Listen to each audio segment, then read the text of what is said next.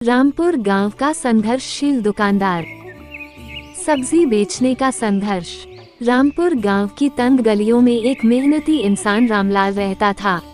उसकी एक छोटी सी ठेला गाड़ी थी जिससे वह सब्जियां बेचकर अपने परिवार का पेट पालता था।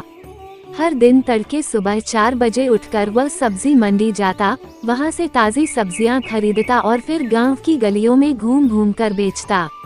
उसकी पत्नी सीता और 2 छोटे बच्चे थे।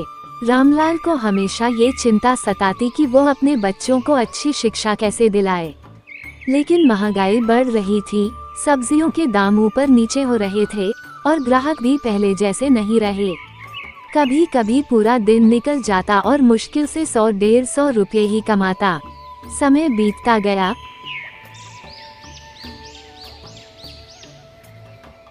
लेकिन रामलाल की परेशानी कम होने के बजाय बढ़ती गई। बारिश के मौसम में उसकी ठेले पर रखी सब्जियां भीग जाती, गर्मी में जल्दी खराब हो जाती और कई बार सब्जियां बच जाने पर नुकसान भी हो जाता। एक दिन जब उसने पूरा हिसाब लगाया तो उसे समझ आया कि उसका मुनाफा बहुत कम हो गया है। तब उसने सोचा कि उसे कोई नया काम शुरू करना चाहिए, लेकिन पैसे कम थे और हिम्मत भी जवाब दे रही थी। एक शाम वो बाजार में घूम रहा था और उसने देखा कि एक समोसे वाला अपनी दुकान पर भीड़ लगाए बैठा है।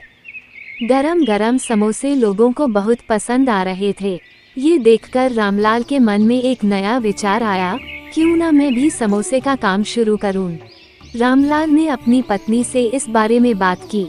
सीता ने भी उसका साथ दिया और कहा, अगर मेहनत करेंगे तो एक दिन जरूर सफल होंगे। लेकिन समोसे बनाने के लिए पैसे चाहिए थे। रामलाल के पास ज्यादा बचत नहीं थी, इसलिए उसने अपने कुछ पुराने ग्राहक और दोस्तों से उधार लिया। उसने एक छोटी सी कढ़ाई, कुछ बेसन, आलू और मसाले खरीदे। शुरुआत में वह रोज सुबह सब्जी बेचने के बाद शाम को ठेले पर समोसे तलने लगा। धीरे धीरे लोग उसके खस्ता समोसे और चटनी की तारीफ करने लगे। शुरुआत में कुछ दिक्कतें आईं। कभी समोसे अच्छे नहीं बनते थे, कभी तेल ज्यादा हो जाता था, कभी मसाले कम पड़ जाते थे। लेकिन रामलाल सीखता गया और सुधार करता गया। धीरे धीरे उसके समोसे मशहूर होने लगे। गांव के लोग कहते, रामलाल के समोसे खाए बिना शाम पूरी नहीं होती।